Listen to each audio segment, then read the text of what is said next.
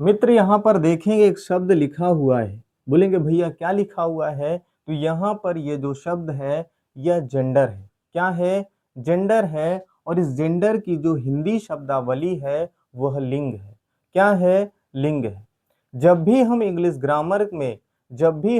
Grammar में gender topic को पढ़ते हैं, अर्थात लिंग जैसे टॉपिक को पढ़ते हैं, तो उस टॉपिक में हमेशा दो प्रश्न पूछे ही पूछे जाते हैं। भैया कौन से प्रश्न पूछे जाते हैं? तो सबसे पहला जो प्रश्न है वह पूछा जाएगा कि जेंडर कुल कितने प्रकार के होते हैं। जेंडर कुल कितने प्रकार के होते हैं। और दूसरा यह प्रश्न पूछा जाएगा कि अगर जेंडर के कुछ प्रकार हैं तो उनके क्या कुछ नाम भी हैं? बोलेंगे हाँ भैया, उनके फिर हम नामों को भी याद करेंगे। तो चले मित्र समझें। तो मैं कहूंगा जो जेंडर है अर्थात जिसको हम लिंग कह रहे हैं वह कुल 4 प्रकार के होते हैं। कितने प्रकार के? 4 प्रकार के होते हैं। ठीक है, हमको ये बात याद हो गई। अब हम इनके नामों को भी याद कर लेते हैं। तो सबसे पहला जो जेंडर का प्रकार है वह है मास्क्यूलिन जेंडर। क्या है? मास्क्यूलिन जेंडर। यहाँ पर लिखा भी हुआ है मास्क्यूलिन जेंडर। अब इसकी याद कैसे करेंगे?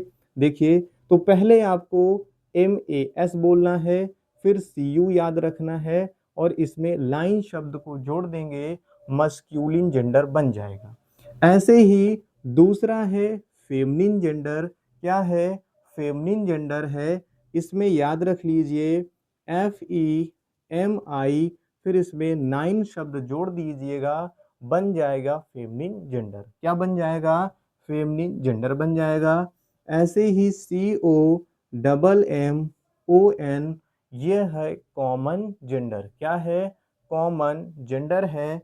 ऐसे ही NEU, यू को अलग रखिए, TE साथ में बोलिए और R, तो ये बन जाएगा न्यूटर जेंडर। ऐसे ही आपको याद कर लेना है कि जेंडर के कुल 4 प्रकार होते हैं।